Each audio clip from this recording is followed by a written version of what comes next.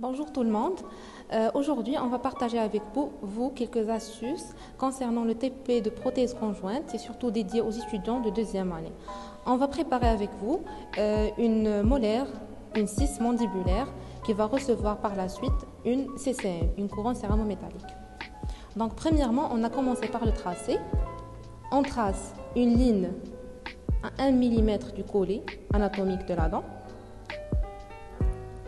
Puis, on va tracer la partie occlusale de la dent.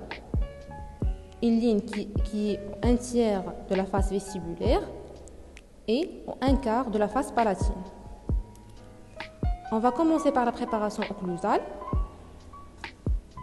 Les versants internes vont être réduites à 1,5 mm avec une inclinaison de 15 degrés au cuspide vestibulaire et à 45 degrés pour les cuspides linguales. Les cuspides vestibulaires sont les cuspides d'appui, donc l'inclinaison pour les versants externes elle est à 45 degrés et les versants internes à 15 degrés. Et vice versa pour la face palatine. Donc on va commencer. Je commence par la cuspide distovestibulaire.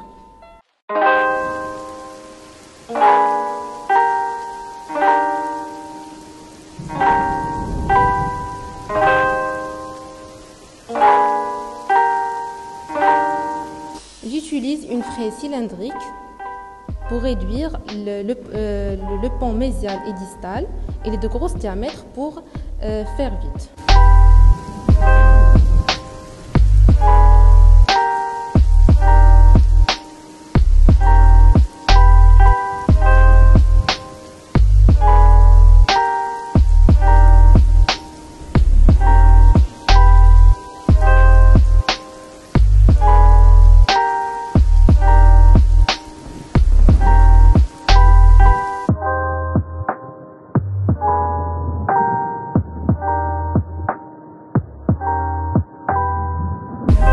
On a 3 cuspides en vestibulaire, une petite cuspide disto-vestibulaire, une cuspide centrale qui est plus grosse et puis une cuspide mésiale.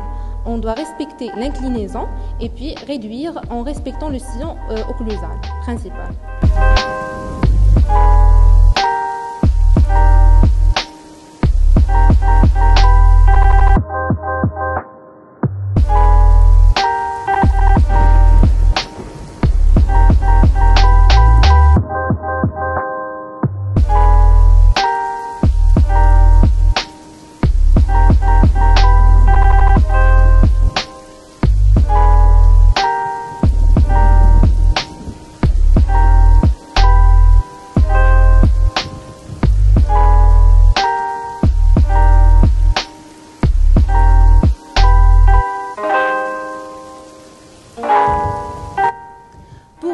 Externe, on doit respecter l'inclinaison de 45 degrés et on va aller de la face distale vers la face mésiale avec un mouvement continu pour éliminer toutes les irrégularités.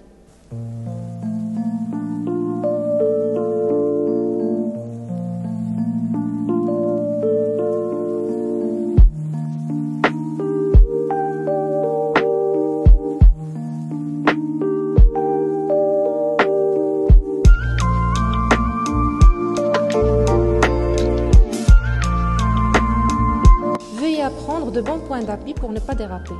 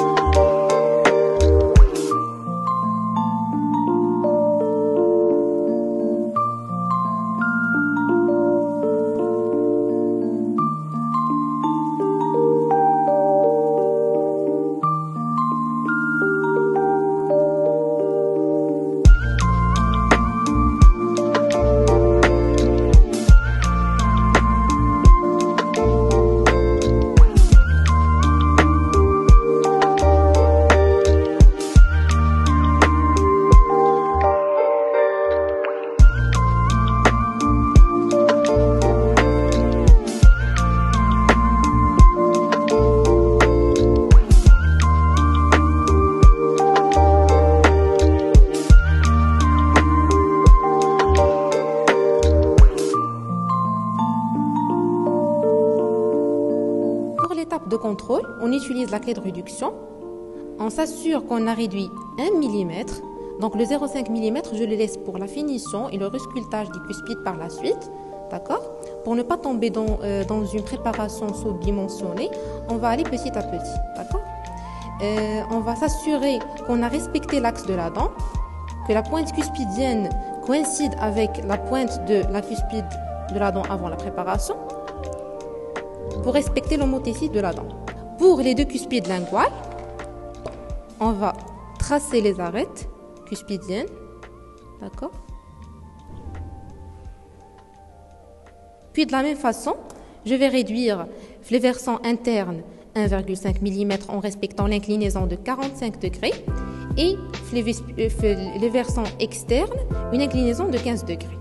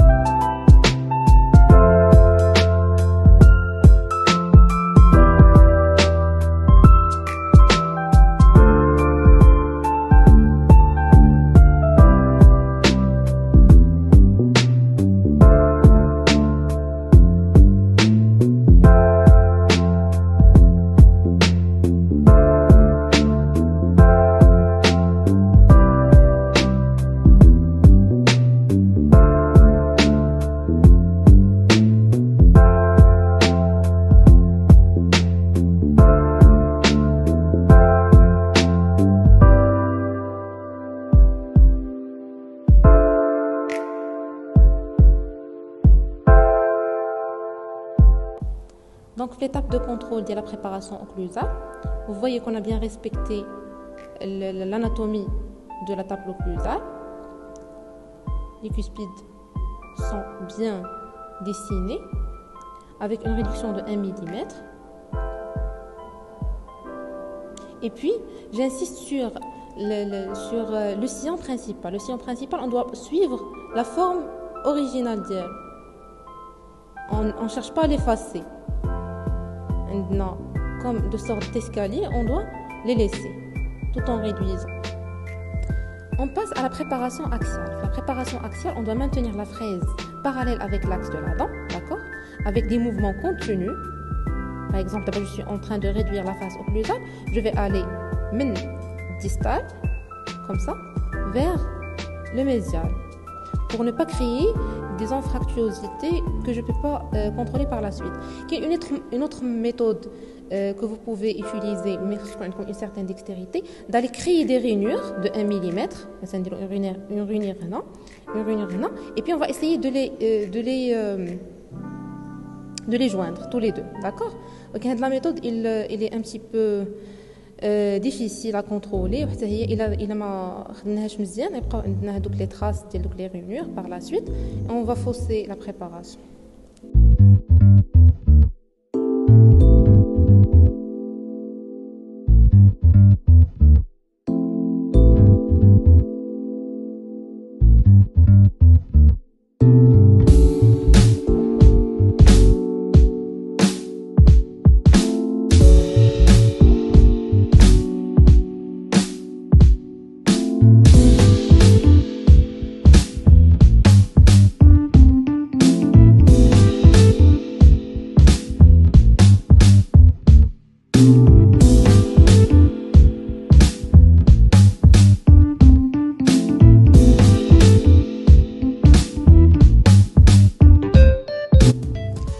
contrôler la préparation axiale. On chauffe la préparation d'elle au mono-oculaire, d'accord? On dit que la limite cervicale est visible.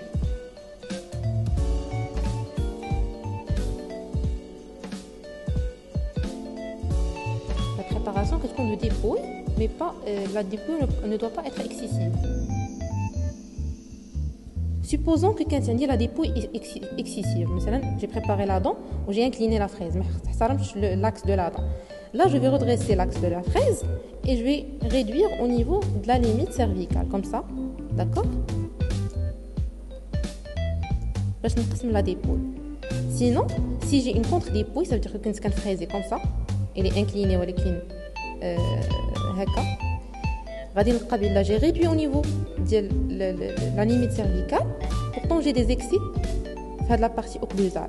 Là, je vais redresser l'axe de la fraise. Je ne vais pas réduire au niveau de la limite cervicale, en parallèle comme ça, pour éliminer les excès jusqu'à avoir la visibilité de la limite cervicale en vue mono-oculaire.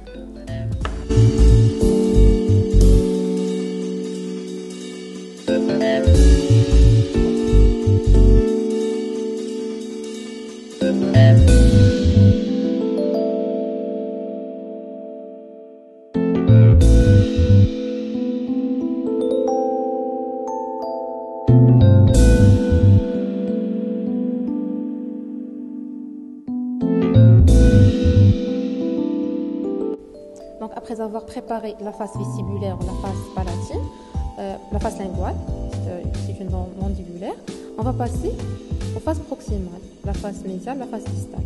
Le proximal qui connaît maintenant le bombé, d'accord? On doit l'éliminer en premier en maintenant l'axe de la fraise parallèle avec l'axe de la dent, d'accord?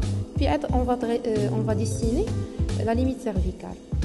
On va faire la même chose au niveau médial.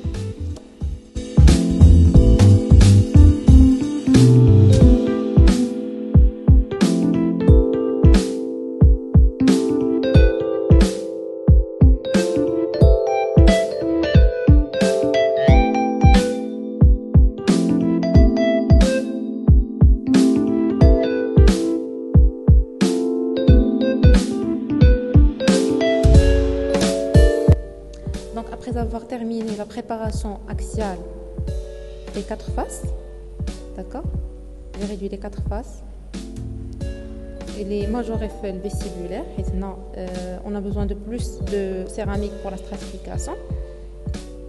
D'abord, je vais réutiliser la frise cylindrique pour recréer les cuspides de la face vestibulaire et je vais émousser les angles externes avec une fraise multilame ou la fraise congénite.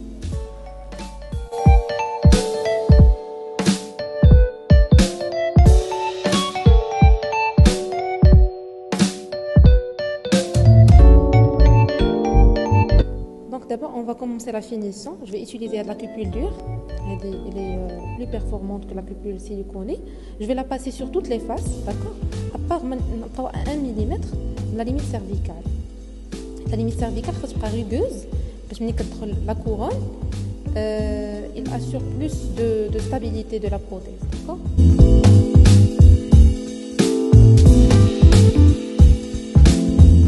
Donc pour les critères d'évaluation de la préparation, on commence par la dépouille. On va la contrôler par une vue mono-oculaire.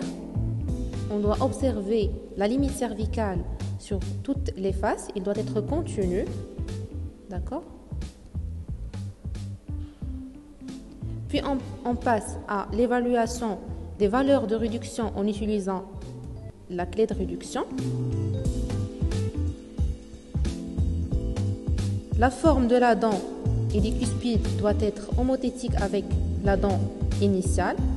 Donc on doit respecter la forme et la situation des cuspides et des dents. Et en dernier, la continuité de la limite cervicale sur toutes les faces. On peut passer une sonde qui doit glisser de façon continue. Et la qualité de la finition. On passe la cupule sur toutes les faces en épargnant le 1 mm de la limite cervicale.